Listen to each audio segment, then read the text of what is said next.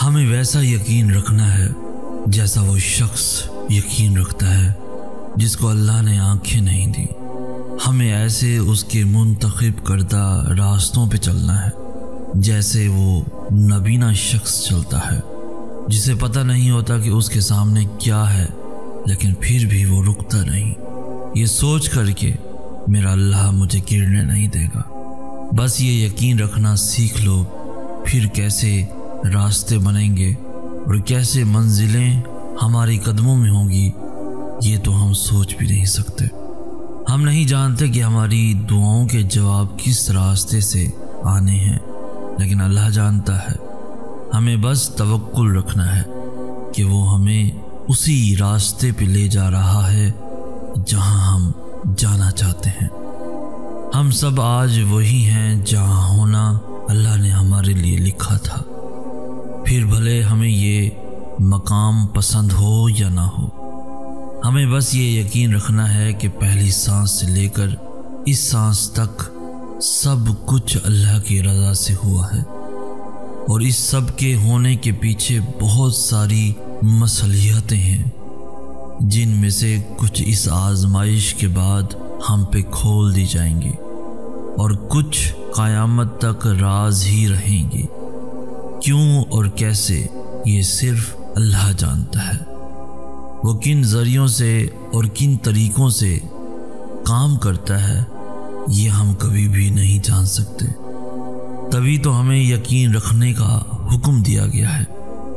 ہمیں اللہ نظر نہیں آتا، لیکن ہم سب پھر بھی اس کے ہونے کی گواہی دیتے ہیں، اس کے موجود ہونے کی تسبیح کرتے ہیں، کیونکہ ہم اس سے پیار کرتے ہیں، اور اس کے ہونے پر یقین رکھنے سے وہ ہمیں ہر جگہ نظر آنے لگتا ہے، اس کی موجودگی سچ میں نظر آنے لگتی ہے۔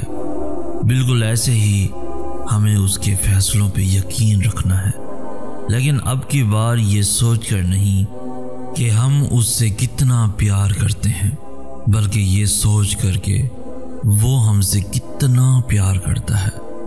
جب ہم یہ سوچ کر اس پہ یقین رکھنا شروع کر دیں گے تو وہ ہمارے یقین کو ہی ہماری حقیقت بنا دے گا۔ پھر جیسے اس کے ہونے کا احساس ہوتا ہے ویسے ہی اس کے معجزوں کا احساس بھی ہونے لگے گا، اور ایسے چٹکیوں میں سب بدل جائے گا کہ پتہ بھی نہیں چلے گا۔ اللہ جب تمہیں اپنے قریب لانے کا ارادہ باندھ لیتا ہے تب وہ سب سے پہلے تمہارا دل اپنی جانب موڑتا ہے۔ وہ تمہارے دل کو تب تک توڑتا ہے جب تک تمہارا دل اس سے جڑ نہیں جاتا، اور پھر جب تم ٹوٹ کر اس سے جڑ جاتے ہو تو وہ تمہیں ایسے سکون سے بھر دیتا ہے جو تمہاری روح کو ٹھنڈا کر دیتا ہے۔ جب دنیا کی محبتیں تمہیں مار دیتی ہیں تب اللہ کی محبتیں تمہیں پھر سے زندہ کر دیتی ہیں۔ وہ تمہارے دل کے ذریعے تم میں داخل ہوتا ہے اور تمہیں اتنے یقین سے بھر دیتا ہے کہ تمہارے کان اسے سننے لگتے ہیں اور دل اس کی موجودگی کو محسوس کرنے لگتا ہے۔ آنکھ بھلے اس کو دیکھ نہیں پاتی دل سے، مگر وہ چاروں طرف دکھائی دینے لگتا ہے، اور جب وہ یقین والوں کے لیے عرش سے کن کی صدا بھیجتا ہے تو فرش والے اسے رد نہیں کر سکتے۔ پھر جو مانگا ہوتا ہے وہ ہر حال میں مل کر رہتا ہے۔ ہم سب سوچتے ہیں کہ مکافات عمل کا مطلب اس انسان کو تباہ و برباد دیکھنا ہے جس نے ہمیں تکلیف پہنچائی تھی۔ میں تمہیں بتاؤں کہ مکافات عمل کا کیا معنی ہے۔ مکافات عمل کا مطلب ہر اس چیز میں سکون ڈھونڈ لینا ہے جو اللہ نے تمہیں دی ہے، اور ہر اس شے کے چلے جانے پر دل کو مطمئن کر لینا ہے جو اللہ نے اس جانے والے کے بدلے میں عطا کی ہے۔ کسی کو تباہ و برباد دیکھنے سے کبھی سکون نہیں ملتا، سکون معاف کرنے سے ملتا ہے۔ سکون اس انسان کو بھلا کر زندگی جینے سے ملتا ہے جو اذیت کا ذریعہ تھا۔ سکون خود کو واپس ڈھونڈنے سے ملتا ہے، کیونکہ اللہ فرماتا ہے کہ ہم نے تم میں سے ہی لوگوں کو تمہارے لیے آزمائش بنایا ہے۔ تو کچھ لوگ صرف امتحان ہوتے ہیں ہمارا، ہمیں اللہ کے قریب کرنے کا وسیلہ ہوتے ہیں۔ تمہیں کسی کا سکون چھین لینے کی خواہش کرنے سے اپنا سکون واپس کبھی نہیں ملے گا۔ تمہیں اپنے آپ میں ہی اپنا سکون ڈھونڈنا پڑے گا۔ تمہیں شکر کرنے سے سکون حاصل ہوگا، تمہیں اعلیٰ ظرف رکھنے سے سکون ملے گا۔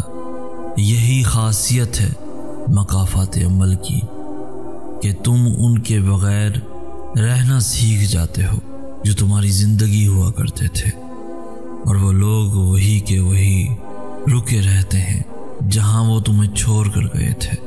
تو بہادر بنو، معاف کرنے والے بنو، اور یہ تمہیں ان کے لیے نہیں خود کے لیے کرنا ہے۔ تم جب کسی کو معاف کرتے ہو تو تم اپنے خود کے زخموں کو بھرتے ہو، وہ زخم جو تمہارے غلط انتخابات سے تمہیں ملے ہیں۔ تو بس اپنا دل صاف کر لو، پھر دیکھو کیسے تمہارے سارے راستے صاف ہوتے ہیں۔ بس ایک معافی ہی واحد مرہم ہے جو تمہیں شفا دے سکتی ہے، کیونکہ جو معاف کر دیتے ہیں اللہ انہیں وہاں سے سکون دیتا ہے جہاں جہاں انہوں نے سکون کھویا ہوتا ہے۔ جو اللہ کو اپنے لیے کافی کر لیتے ہیں اللہ بھی پھر ان کے لیے کافی ہو جاتا ہے۔ بدلے کا انتظار تو بزدل کرتے ہیں، طاقتور تو آگے بڑھ جاتے ہیں۔ دوسروں کو تباہ و برباد دیکھنے کی خواہش رکھنے والے تو کم ظرف ہوتے ہیں، ظرف والے تو معاف کر کے بھول جاتے ہیں، کیونکہ وہ ان لوگوں سے زیادہ اللہ سے پیار کرتے ہیں، اور وہ جانتے ہیں کہ اللہ انہی سے محبت کرتا ہے جو نفرت نہیں کرتے۔ وہ جانتے ہیں کہ ہمارا اللہ رحمان ہے اور وہ رحم کرنے والوں کو ہی پسند کرتا ہے۔ جانتے ہو یہ کیسے پتہ چلتا ہے کہ اللہ تم سے محبت کرتا ہے؟ جب گناہ کے فوراً بعد تمہارا ندامت بھرا ضمیر تمہیں توبہ تک لے آئے، جب مایوسی کے بعد یکدم کوئی طاقتور سا معجزوں کا خیال تمہیں واپس اللہ تک کھینچ لائے، جب ہار کر گرنے ہی والے ہو کہ اچانک سے تمہارے ذہن میں تہجد کی ترکیب آ جائے، جب رفتہ رفتہ حالات اتنے خراب ہو جائیں کہ تمہارا بے نمازی دل تمہیں سجدوں تک گھسیٹ لائے، جب وقت سے پہلے ہی اللہ تمہاری دعاؤں کی حقیقت تم پہ کھول دے اور تم بچ جاؤ، جب سب کچھ تمہارے ہاتھ سے نکل جائے، صرف تم رہ جاؤ اور تمہارا اللہ رہ جائے، تو سمجھ لینا کہ اللہ تم سے پیار کرتا ہے۔ ہر وہ چیز، ہر وہ انسان جو تمہیں گھما پھرا کے واپس اللہ کے پاس لے آئے وہ اللہ کی محبت ہے۔ پھر بھلے ہی وہ چیز تمہیں ملے یا نہ ملے، کسی کا مل جانا بھی اللہ کی محبت ہے، اور کسی کا کھو جانا بھی، آزمائش بھی نعمت ہے اور آسانیاں بھی۔